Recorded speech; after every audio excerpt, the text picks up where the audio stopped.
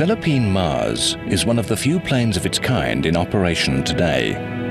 Because of the development of long-range land-based planes, aircraft carriers and submarines, and the construction of large airports around the world, no flying boat has been built in the United States for over 30 years. But in their time, flying boats were among the most successful and popular aircraft for both combat and commerce.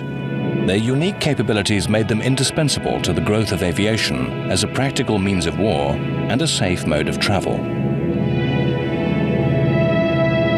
And to some experimenters in the early days of flight, the idea was that a seaplane carries its own airport on its bottom. This was seen as the most promising solution to the problem of takeoff and landing space.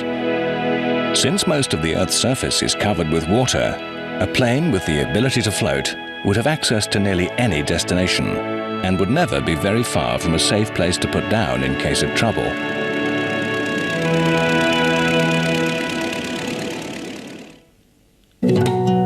On the 4th of July 1908, aviation enthusiast and former bicycle shop owner Glenn Curtiss flew his aeroplane, the June Bug, a distance of approximately 5,000 feet.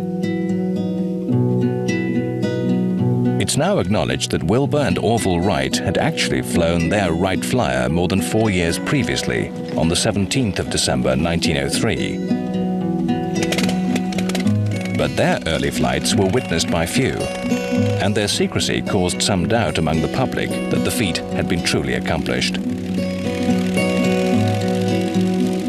Curtiss, however, achieved this apparent miracle in public before scientists and the press. It was this performance which won a Scientific American Prize for the first public flight of at least 1 kilometer. The June Bug was the product of a collaboration between Curtiss and a number of like-minded engineers and scientists. This group was known as the Aerial Experiment Association and was headed by the highly accomplished inventor Alexander Graham Bell. Having fulfilled their declared goal of the design, construction and flight of a workable airplane, the Aerial Experiment Association disbanded in the spring of 1909. But this was only the beginning of a long and productive career in aviation for Glenn Curtiss. With his later design and construction of workable seaplanes at his factories in Hammondsport, New York, and North Island near San Diego, he would greatly increase the reliability, safety, and practicality of flying.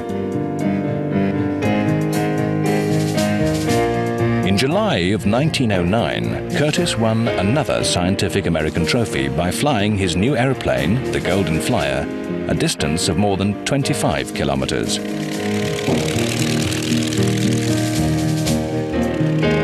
The next month, at Rouen, France, the first international airplane competition took place. Another Curtiss plane, the Rouen Flyer, won the event's most coveted prize, the Gordon Bennett International Aviation Trophy, by achieving the fastest flight speed, 74 kilometers per hour. Curtiss had attempted a water takeoff in December of 1908 in his June Bug, which had been set up on floats and renamed the Loon.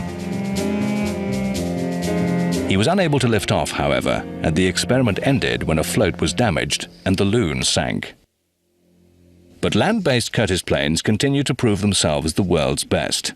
In May 1910, Curtiss was awarded a £7,000 prize for the first flight from Albany, New York to New York City, a distance of 230 kilometers.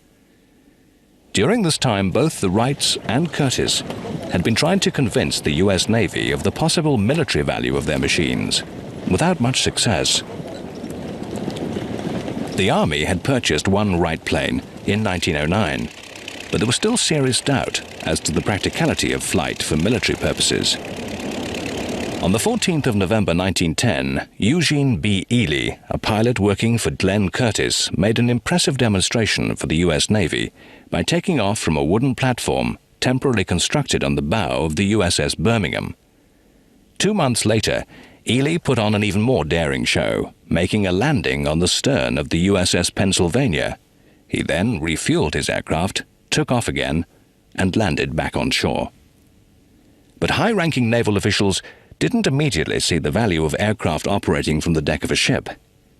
Early in 1911, the Navy finally specified it would be willing to purchase an aircraft which was capable of taking off from and landing on water, and could be carried aboard a ship with the aid of a crane.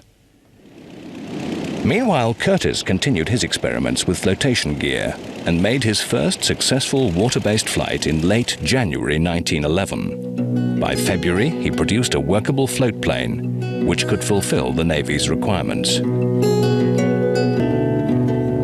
In the summer of 1911, the US Navy acquired its first 2 seaplanes, and Glenn Curtiss began instructing the first Navy pilots. Thus far, the only significant difference between these planes and the land-based variety was the type of landing gear attached underneath. But in late 1911, Curtiss began concentrating on an entirely new approach to aircraft design. The fuselage itself would rest in the water, taking on characteristics of a ship's hull and eliminating the need for external landing gear altogether. This innovation allowed for larger and more seaworthy aircraft. For decades, these boat-hull planes would lead the way in aircraft development, demonstrating their superior reliability, safety, and utility, with one achievement after another. The first experimental planes of this type presented Curtiss with the unexpected problem of suction between the water and the aircraft's hull, preventing liftoff despite adequate engine power. After various different hull designs failed to correct the problem, a block of wood was fastened to the underside of the plane. This step helped to break up the surface water, and a smooth takeoff was now possible. A plane was then constructed with the step built into the hull.